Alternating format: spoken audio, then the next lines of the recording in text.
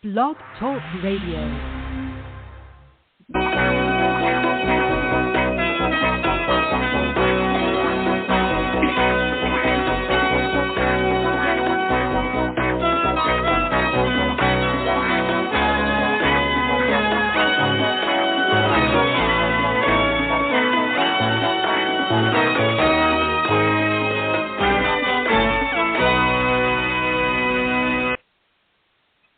Welcome to the 415.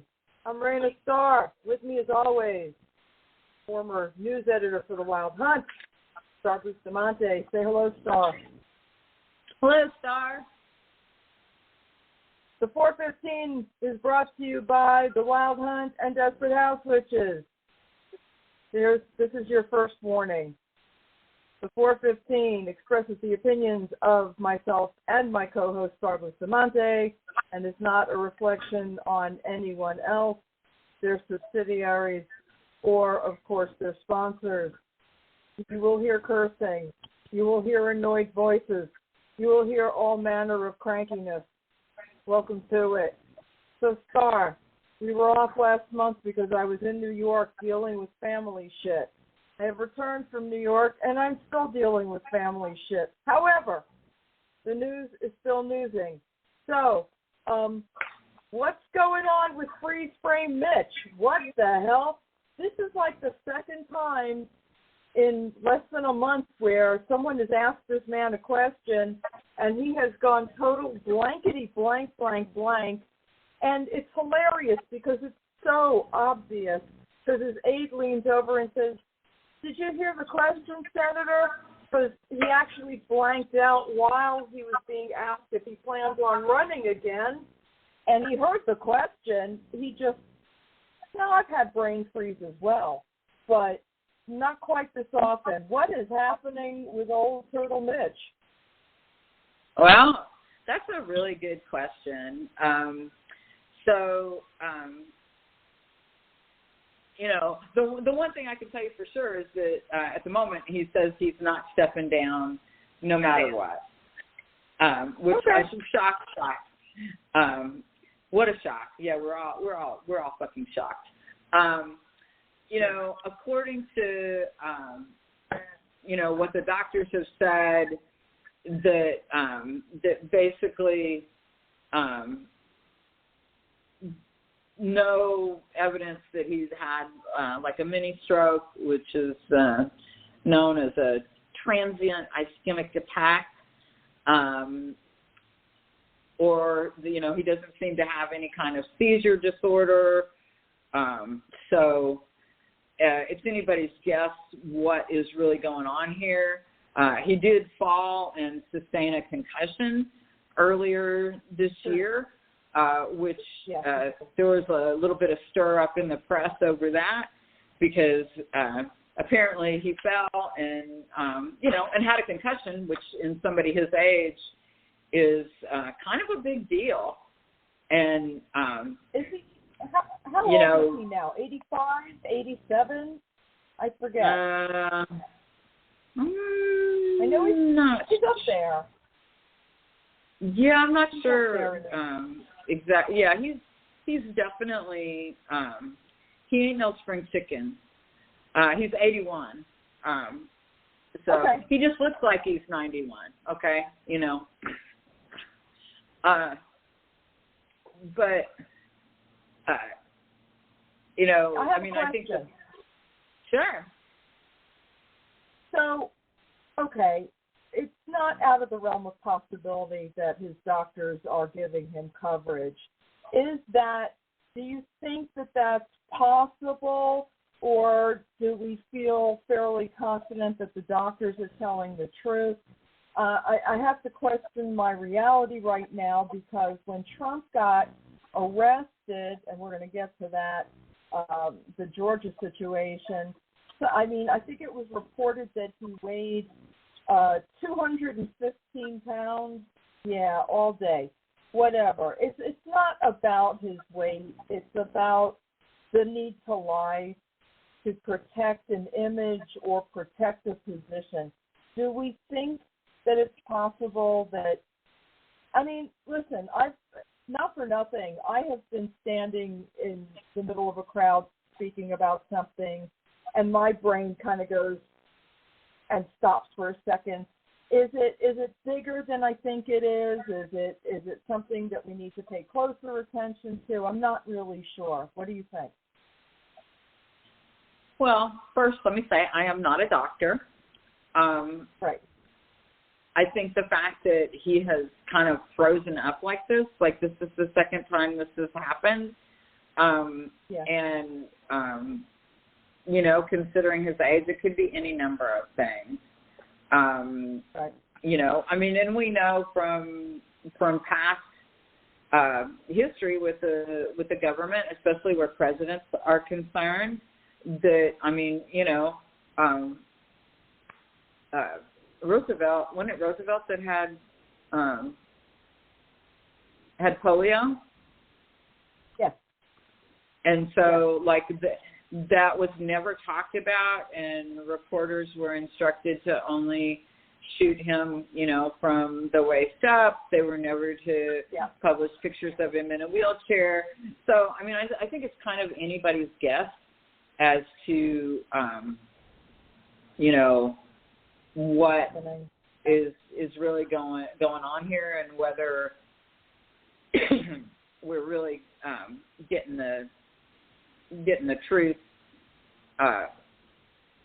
You know, I mean, for a private individual, you know, your health information is your health information, and you're not required to share that with anybody. But in this case, you know, this is a public official. He represents, you know, the state of Kentucky, or his district in Kentucky, and he's also the Senate minority leader. So it's kind of a big deal. You know, what the truth of this is, you know, it's really hard to say. I suspect that he will not run for re-election, and my gut says that there's probably something going on with him health-wise that, you know, that they're not going to release. But, I mean, I could be completely wrong. But, I mean, that being said, having a concussion at 81 can be a very big deal. You know, the one thing we know for sure is that McConnell has access to some of the best health care that there is. Absolutely. Also, just not trying to just pick on Republicans, it should also be noted that Dianne Feinstein is also has some interesting what appears to be medical issues as well. This is not I'm certainly not attacking just Republicans or attacking a Republican. We've got it on our side too, where we need to consider. And I really think this is a call for term limits as far as cognitive ability. I'm not saying either of them are damaged. I'm saying that perhaps cognition tests need to be administered on both sides of the aisle, you know. And listen, for a public servant to want to serve is a beautiful thing. I don't think I could do it because I'm too much of a hothead. But I think it's important to place country over job as far as, you know, your abilities go. For example, Joe Biden also knows spring chicken, but I like the fact that I wake up in the morning and I'm not terrified over what my president may or may not have done the night before, or who he tweeted a threat at 3 o'clock in the morning, which was very much known to happen under Trump, and we'll get to his happy ass in a minute.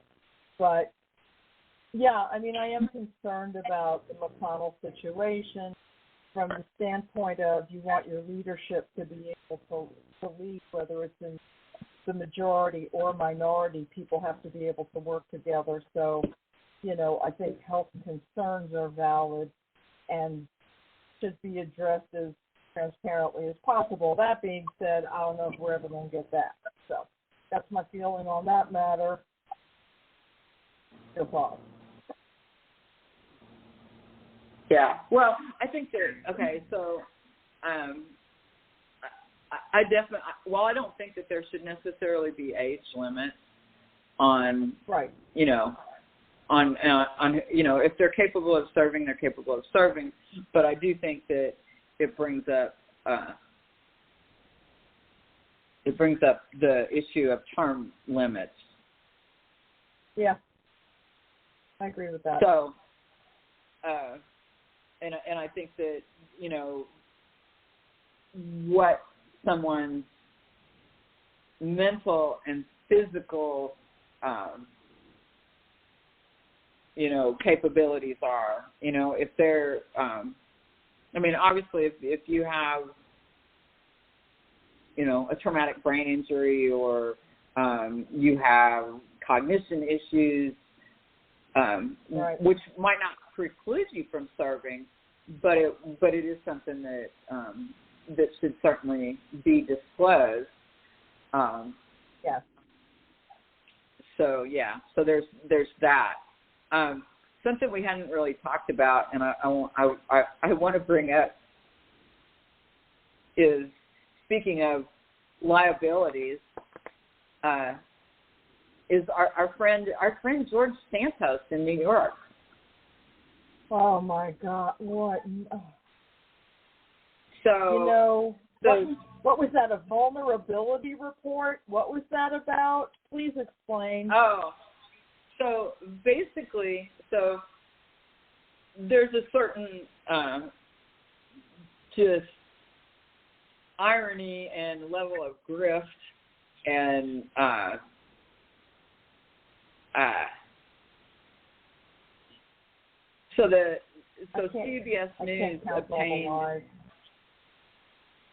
CBS News obtained the Santos campaign report that detailed all of the lies.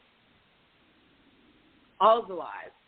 So what this means is that his campaign knew a year before his election, excuse me, all of his lies, everything that has turned into a huge scandal.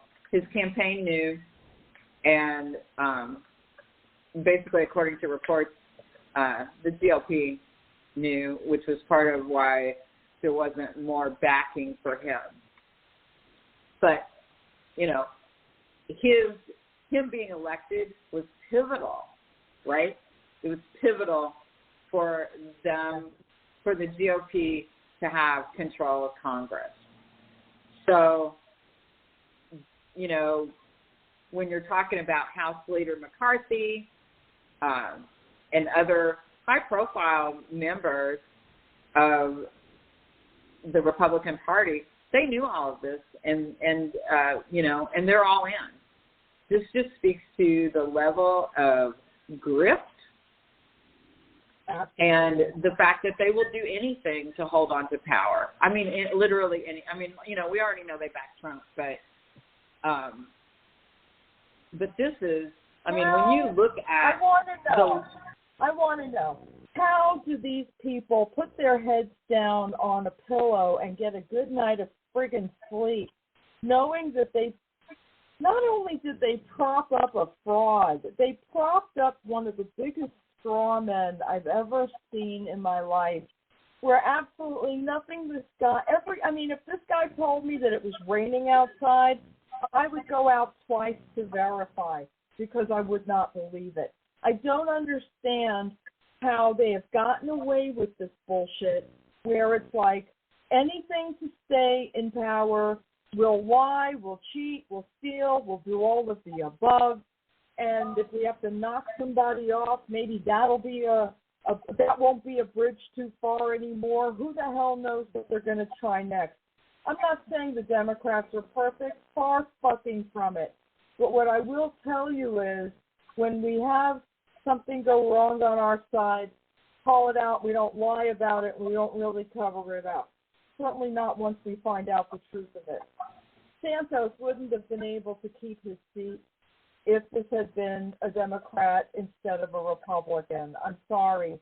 How fast did they castigate Al Franken, for example, when it was, and it wasn't even something, I mean, he didn't even touch anybody. It was a joke. It was a picture from when he was a comedian, and the Republicans blew it up into this nightmare, and he didn't even touch anybody. He didn't do anything. It was a joke when he was a comedian. Guess what, folks? When you're a comedian, you're supposed to go for the joke and do shit that's funny. That's a comedian's job. I can't take it anymore with this everything one-sided bullshit. If the Republicans do it, it's fine. If the Democrats do it, it's the worst thing possible, and anyone involved should be thrown out. I don't understand how the American people are letting this shit continue. Sorry. I have feelings about it, obviously. Well, okay, so first of all, on one hand, I agree with you, right? That if a Democrat had done this, and I definitely want to point out that like in this report from CBS, which they had an outside, third party firm that was hired by Santos and his campaign to do, an internal review and report on his past. Wow. And CBS was reporting that several of his aides found it too much to stomach, and they urged Santos to drop out, and when he refused, they quit. Okay? Okay, good. Okay. And, I mean, it's pretty, it's pretty awful stuff. I mean, basically he's lied about everything from, that his family was involved in the Holocaust, to, who he was married to, companies that he has ties to being accused of fraud and him scamming veterans. And I mean, the list is fucking endless. Okay, it's fucking endless. It is. But I do want to go back to, you used Franken as an example, and I mean, I will tell you, okay, yes, I do think that there was some overreaction there, but I also think that if you're going to run for fucking public office, and you've been doing all kind of crazy stuff in your past, and as we know, Franken was part of the, of the original comedy caravan comedians, right? And I will tell you, I worked in a comedy club for a brief little while, and there's some wild shit that went on with the comedy caravan folks. So none of this surprised me. But that being said, if you're going to run for public office and you did goofy, stupid shit that, especially by today's standards, is going to be really taken poorly, then you probably shouldn't run. I mean, that's just my opinion, because it's going to come back to haunt you. Sooner or later, it's going to come back to haunt you. You're going to make somebody mad who has pictures of you, from back in the day, and they're going to post that shit online. And unless you can really, with Franken, there was other stuff too. He made the right choice to step down. But yeah, it was mild in comparison to this piece of shit who managed to get elected in New York, who's lied about virtually everything. I mean, late night comedy had, a fucking field day with this guy, right?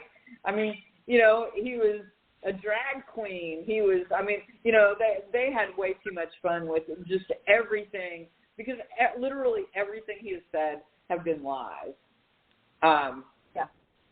Which is, stunning.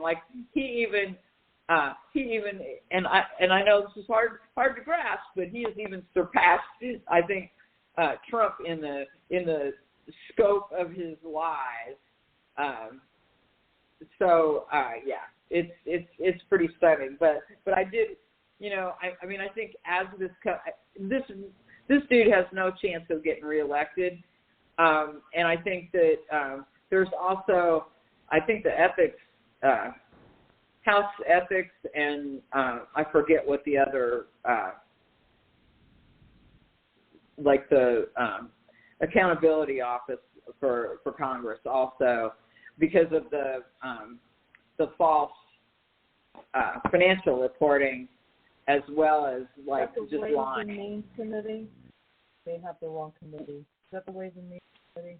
I'm not 100% sure, but you know, you can go onto CBS's website, and you know, you can read. I think you can read the whole report. Yeah. I'm going to see if I can pull it up. Yeah, I'm looking right now for. Apparently some blurb just came across about Trump. Hang on, children. By the way, 415 is brought to you by Desperate House Witches and Hunt. Give the Wild Hunt all your support. So apparently Peter Navarro has been convicted of contempt of court in his case. Navarro faced charges stemming from his failure to comply with a subpoena from the House January 6th committee. Oh, okay. Yeah. Wow. Yeah. You know, well, this morning, as I was trolling around and reading the news, as one does. One of the things that I was seeing was that the fact that Navarro had plenty of time to write a book and publish it, and basically it included all of the things that Congress had wanted him to testify about.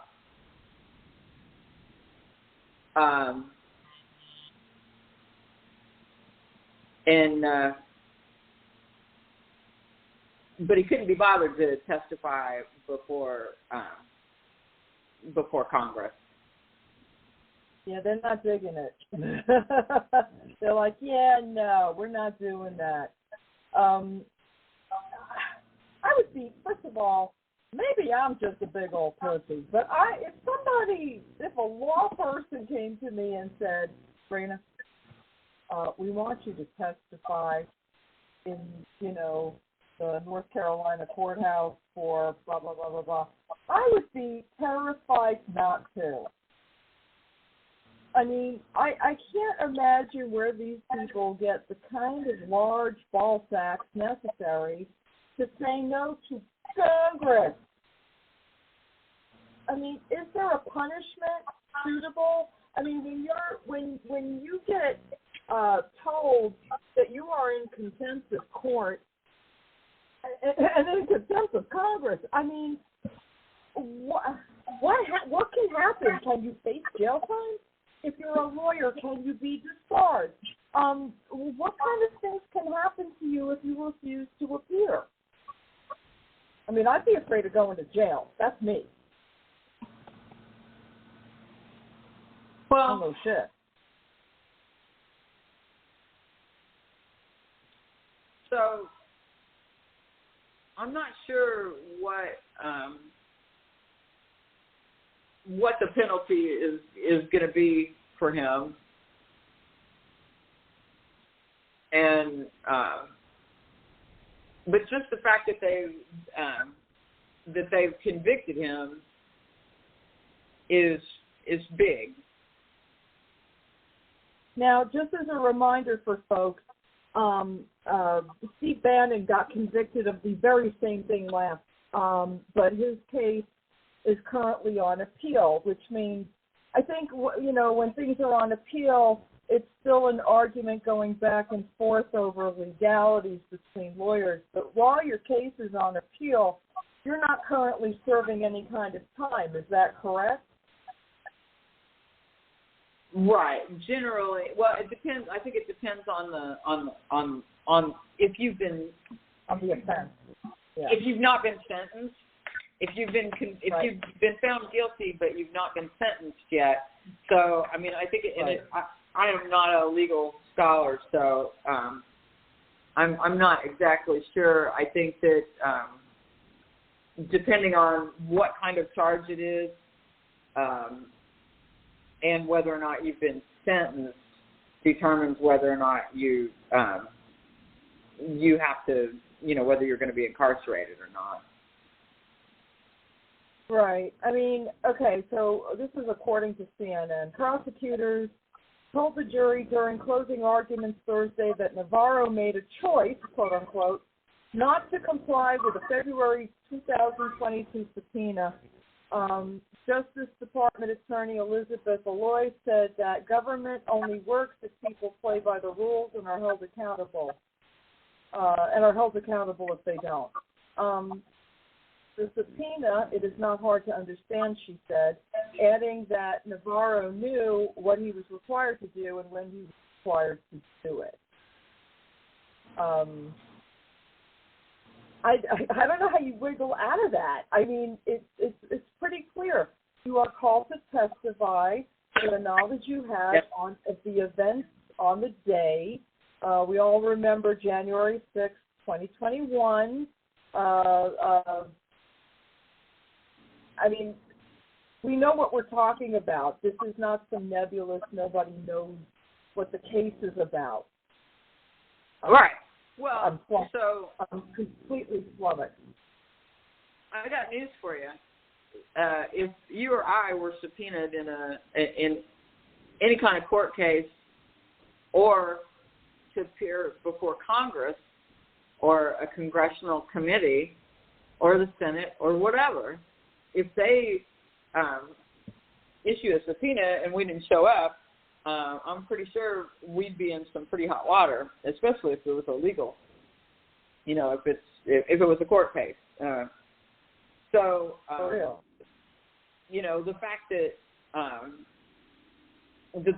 fact that he's being prosecuted, was that they brought charges and actually charged him with contempt of court, is how our legal system is designed to work. Now,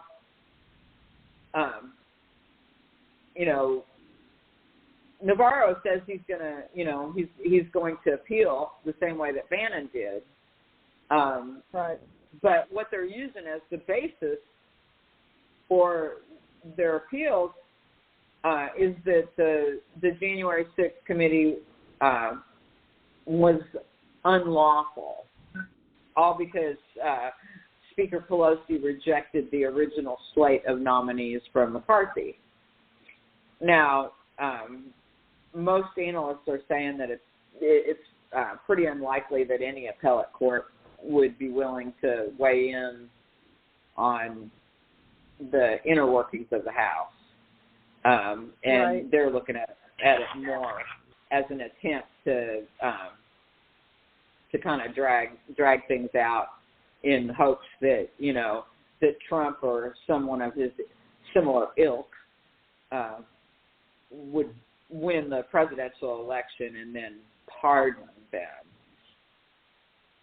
They're really trying to parlay. What do we think the likelihood of that is? Yeah, I mean, I don't understand. They're taking an awfully big risk over something that didn't happen last time. What makes them so sure it's going to happen this time? Kind of crazy. It is crazy.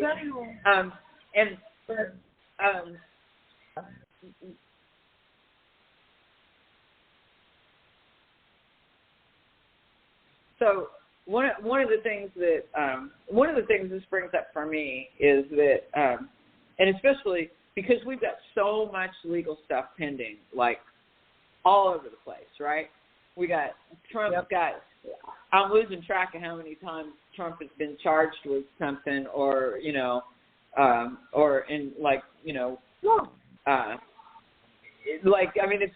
hard to keep track. And then you got this whole Georgia thing, which was ended up, that was a RICO. It's a RICO case, and there's like 18 defendants besides Trump. Right. And so there's going to be a lot of focus on legal action. And I think that a lot of folks are just really not, they don't understand how our legal system works. If you spend any time on social media, especially what used to be, dare I say it, Twitter, that's now X and run by the idiot Musk. Well, we won't even talk about. I have plenty of things I could say about that, but if you're on any of those social media sites, there used to be legal Twitter on Twitter, right? And it was all really great attorneys who would often argue with each other, and it was delightful for anyone who is of a legal bent or trying to on. One of my favorite lawyers is Terry Canfield, and she's very good at letting the air out of people's balloons, as it were. Yeah. With facts. She's so pesky with her facts. Yeah. All right, so moving on. What about Trump? He just doesn't know when to shut up, this one. So Trump has already advised that he's going to attempt to move the Georgia case for trying to overturn an election in Georgia to federal court. First of all, please explain to me what the fuck that means and why that would matter. Well, so it'll be interesting to see what happens with this. Meadows was the first one to file for that, and then you've got others who are trying to separate their case from, rather than being all tried together, they want separate trials. But Meadows wants to move his case to federal court. Largely believes that he stands it's a smart move. Yeah, for Meadows, it's a smart move. I don't think that. I don't know. You never know how a judge is going to rule. But he believes he can't. According to what I've read, he believes that he can't. That he would not get a fair trial in Georgia, and moving it to federal court would allow a larger jury pool. I believe is what I've read. One of the things that was brought up when Meadows testified at his own hearing, I think it was last week, pretty much every commentator and reporter with any legal background was really shocked, because that's kind of a dangerous thing to do, because it opens him up to being cross-examined, and so there was a lot of. I remember that. Yeah, there was a lot of shock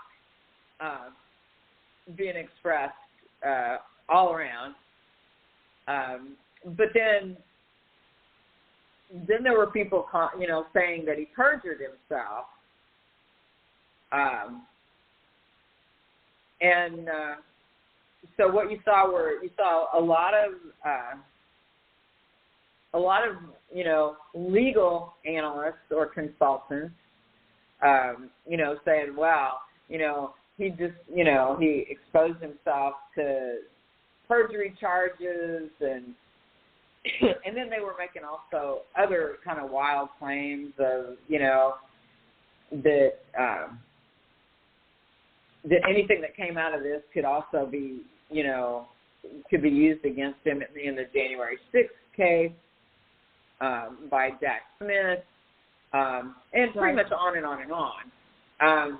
So one of the things that I, and then, of course, there was a tremendous amount of outrage being generated. People were like, well, he should go to jail, blah, blah, blah, they should charge him. One of the things I really like about Terry Canfield is that she really was quick to poke a pin in all of that, and and really pointed out that that there really wasn't enough to charge him with perjury, and why. But something else that she pointed out is that the people who typically go on, that are paid by the networks and other broadcast entities, they are just that. They are paid for their opinion. And, opinions are like assholes. Everyone's got one. Whether it's right or not, and nobody knows how a judge is going to rule on anything. You're putting a guess is what it is. So it's all conjecture until it's all conjecture without a conviction. You gotta wait. Yeah, you just gotta wait and see what happens. Yeah. Right. Well, I think that I get sucked in by that too. To be honest with you, when I hear the talking heads, I'm like, well, these people are way above my pay grade. They must know what they're talking about, and they do. But the fact of the matter is, until a decision is actually made, there's no decision made. There's no conviction. Again, you have to wait and see how it goes and how the trial plays out before you just decide that someone's. So, yeah, I'm guilty. Yep. Well, and so, but the other thing, too, is that you're talking about people who are paid by networks to deliver information in a way that is going to play to their base, right? Right. And that's really important to remember. And, so some things that are not particularly exciting or, colorful or whatever, they're not going to focus on that. For the most part, legal stuff is pretty dry, pretty boring, and they're not going to go there. They're going to, give it a cursory touch if it's not something that's, leaning towards sensational, and then they're going to move on. Right. Yeah. So it is a word to the wise to be careful when you're listening to. Listen, I'm an avid fan of MSNBC. I don't listen to it quite as religiously as I used to, because it occurred to me that, people are paying for ratings, and sometimes people will pump things up to get better ratings, however well-intentioned. I was suffering from what I suffer from every election cycle, which is I get, I hear good news, I get really happy. I get scary news, I get really scared. And the thing is that, again, Trump made anything possible. So for me, the highs and lows were just, I was suffering with a constant up and down, like a roller coaster, and it was getting to a point where I was literally losing sleep over it, and I had to stop because I was paying too much attention to every little thing that was being reported. Save yourself. Sure. So. Well, I will point out some really good resources if you want unbiased news reporting. Anything that's underwritten by the Poynter Institute, ProPublica, even NPR is pretty unbiased. AP, Associated Press, and Reuters they both tend to lean a little bit more slightly to the right, but they're pretty down the middle.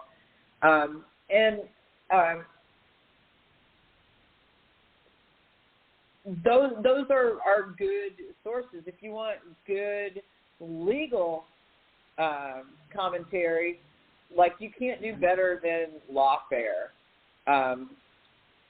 Lawfare covers all of the decisions. They cover SCOTUS.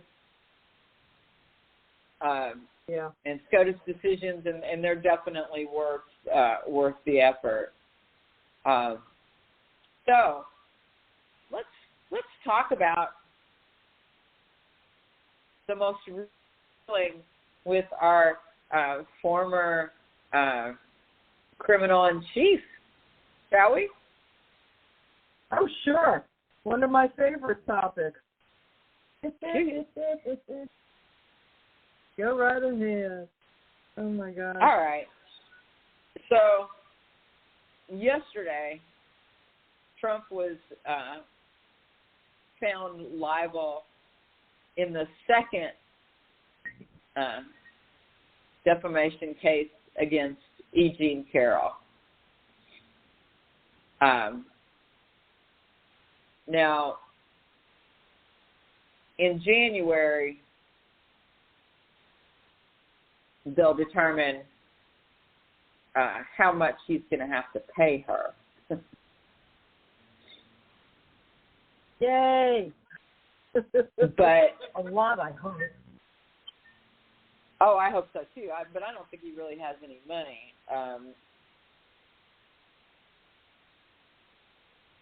The mess. Anyway, it'll be interesting. Huh? Go ahead. It'll be interesting to see. Well, this could not come at a worse time for him. Really, it's just like stack. I mean, I think, sooner or later the poor camel is just gonna collapse, because he can't even fundraise off of this, because I think that we're liable to see some rulings in the coming weeks over, already. There's been a lot of chatter about, the fact that he's fundraising off of, like, using his mugshot and other things to raise money. And so I think that, nothing is really going well for him, which I cannot say displeases me. But, I mean, exactly. This is just one more, layer on the cake, as it were. But this really, and what you say is absolutely right. The problem is the true believers. He's got a line of true believerism that it just doesn't quit. It's like, no matter what he does, there are so many people that turn a complete blind eye to it, and I don't understand how they can continue their justification. Had it been anybody but him, they would have locked the door and thrown away the key. And I just don't understand, especially with evangelicals. I mean, and almost every evangelical I know, not every single one, but almost every single one of them that I know, and I know a lot of them personally, no matter what he does, no matter what it is he does, they give him this free pass, and, they try to pull that, no one can judge but God. Okay, no one can judge Trump but God, but all these other people that don't have his fame, and all these other people that aren't running for president, they don't get any kind of grace for anything that they disagree with that they've done. But for whatever reason, if Trump assaults somebody, fine. If he says grab him by the pussy, fine. If he lies and cheats and steals, fine. And I don't understand still. Even, at this point, it has been proven that this guy is basically a shitheel, and they just suck it up anyway. It's the most amazing thing. I want you to look at what they have gotten from Trump. You know? A lot. Yes, they have. So they got the Supreme Court granted. They got Roe v. Wade overturned. Those were their two big. Yep. I mean, honest, that was their two biggest things. And I guess, but see, now that they've gotten those two things that were so huge to them, why even? I mean, what else do they want him to do for them? They want the U.S. to be a theocracy. That's what they want. And that's why they are backing him and will continue to back him no matter what. They don't want a democracy.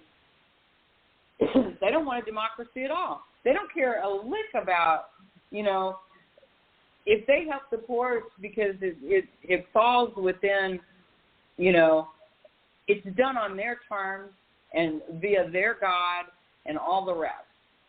They don't give two shits about, nice little brown children and who might be going hungry or any of that, unless they're willing to come to Jesus and be indoctrinated in their faith.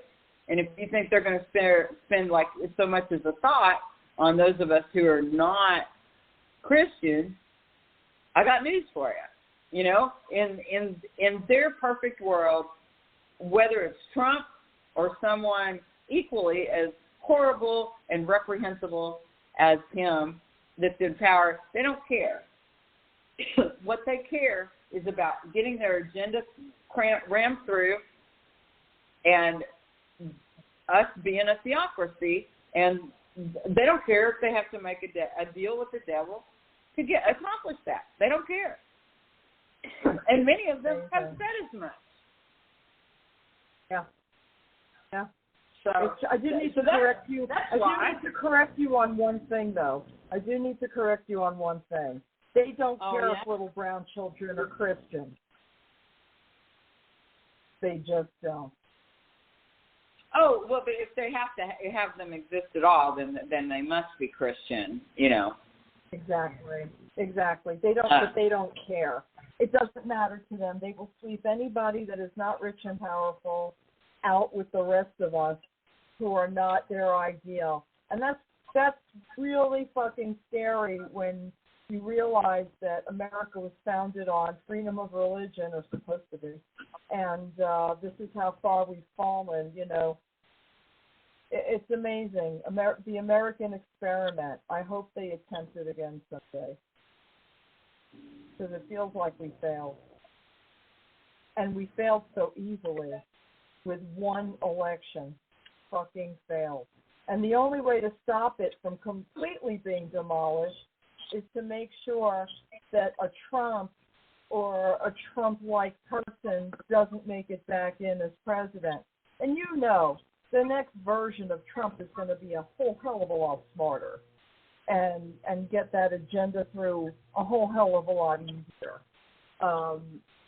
because they're learning how to finesse people. Well, I mean, on one hand, yes, I say that is true. And then on the other hand, I present you with Ron DeSantis and what is his name? Little swarmy fellow. What's his name? Vivek? Yeah. What's his last name? I'm a Swaraswamy. I think I may be pronouncing that right. I'm not sure. I thought it was Swaraswamy, but I could be saying that. It's Ramaswamy. Okay. Yeah, Ramaswamy. Yeah. He's very swarmy. We don't like him. Yeah. Okay, so they're not all brilliant. I agree, but I'm saying they're working on the smarter version. Don't you think? Well, I mean, I think, the problem is that the majority, I mean, like, even look at the, what's the anti-vaxxer idiot's name? Kennedy. He's a Kennedy. Oh, Yeah. Kennedy. Yep. Robert You got Kennedy that? Jr. Yeah. Yeah. He's a piece of shit, you know, and but none of these people are smart. Okay, like none of them so far. We have yet to see Vivek Ramaswamy is the most polished of all of the candidates at this point, but he's the biggest fucking liar that there is, you know. And not only that, he's a little brown man. Like, what chance do you think he has of getting elected? You know, I think none. Not by the GOP. If he was a Democrat, he might. You know, I mean, we did elect Obama, but I mean, he is the biggest liar. He's a bigger liar than Trump. I mean, it's like, and when people call him on it, he just like won't answer. It's stunning. So. Yeah, they don't press these people. It's the most amazing thing. They do not press. I think when reporters are in the room with these folks, it's like the shock of the answer, the shock at the non-response is just so breathtaking. I really wish reporters would go back into attack mode and say, no, answer the question, please. Kindly answer no, you didn't answer the question. Answer the question. Here's the question again if you didn't get it the first time. Yeah, I would be terrible. I'd be thrown out of every reporter's pool there is. Oh, my gosh. I get incensed. That's been happening a lot more lately, and I think that you're going to see that be, you know, that things are going to get, there's, you know, there's reporters and journalists are going to be increasingly aggressive when it comes to that, especially when they won't answer. You know, I just think that here's what I think about the GOP. They are like dinosaurs, okay? And they are in their death throes, and they just don't know it yet. You know, they don't get it. You know, they're like, they'll be like the COVID patient in the hospital who's gasping for their last breath and still refuses to believe that COVID is real. You know, they'll be that COVID patient. I think that that's where the GOP is headed. I mean, I think that's where they are now, that they still have, you know, a fair amount of supporters. But if you look at the number of people that have left the party and are continuing to leave the party, and, you know, and this started way back even before Trump, you know. When Trump announced that he was going to run, like, so Republicans like Jeff Flake, you know, who else was in that whole, there was a whole little clump of them that just kind of, before he even announced, but was just tossing it around, they were like making noise. And then once he announced, it was like, you know, ships, you know, wrapped between a sinking ship. Yeah, it was definitely a mass exodus. But here's the problem: if nobody stays in the house to save it from burning down, anyone who's halfway decent is going to burn in the house with them. So it's really very messy. We need good people to run again, and good people don't want to run. And I can understand that fear of running, especially when it seems like you're just going to be crucified, for lack of a better term, if you run. But that's only if you don't run as a Republican. If you run as a Republican, any lie is fine. Example by George Santos. I mean, they just don't care. I don't understand. I don't know. Well, I think that there's never been less trust in our institutions, and the Republicans are largely to blame for that. Yeah. You know, and you can't just destroy that trust and then expect that, you know, that there's going to be any kind of, you know, significant rebound quickly. But their goal is to hold on to power by any means necessary. I mean, and I don't know how any thinking person can look at what has happened and come to any conclusion other than that.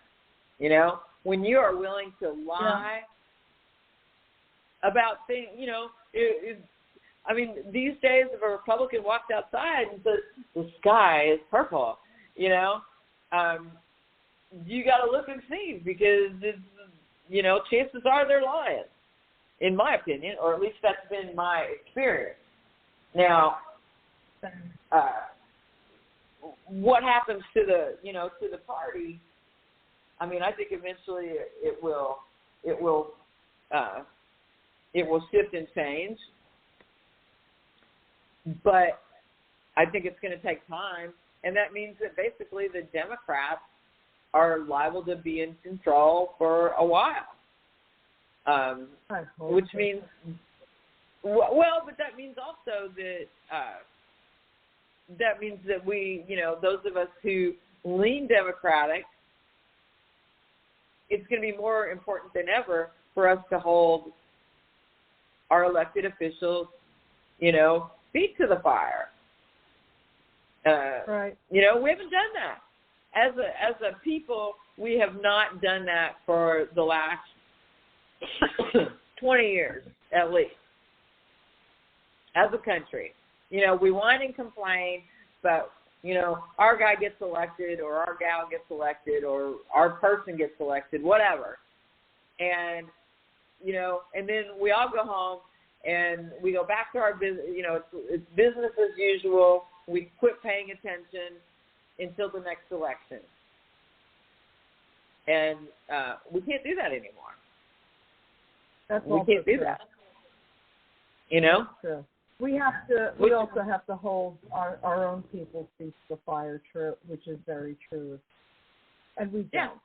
And that has to change. You know, I called out a lot of liberals in 2016 because they were liberal in name only, and they did not really exemplify the principles that a liberal would hold up. You know, they were upset because they didn't get what they wanted, and they decided to punish the rest of us, which was absolutely fucking ridiculous. But anyway, we are just about out of time. So once again, everybody, thanks for listening, and give the Wild Hunt all your support. I'll be back on Desperate House Witches tomorrow night with Jade Soul Luna. If we both show up on the same hill, who knows? But thanks again for listening. This has been the 4th for September 2023. Say goodnight, Star. Well, first I'm going to say, all you people out there who are listening, if you're not registered to vote, fucking go register to vote. Do it right, today. Do it twice. Don't wait. That's right. Don't wait. Yeah, don't wait, because it's important. It's like the one thing that you can do that is easy and makes you a part of, you know, it is your duty as a citizen to fucking vote. So register to vote. Take your friends to vote. You know, make sure everybody that you know and love is registered to vote, even if they're a Republican, you know. Even if they're a libertarian, make sure they're registered to vote. Make sure that they vote, because that's how this country works. We're a country of laws, and it requires your active participation, and it requires that you fucking vote. All right. So on that note, I'm just going to say good night, Star. All right, everybody. We'll see you next month. Take care.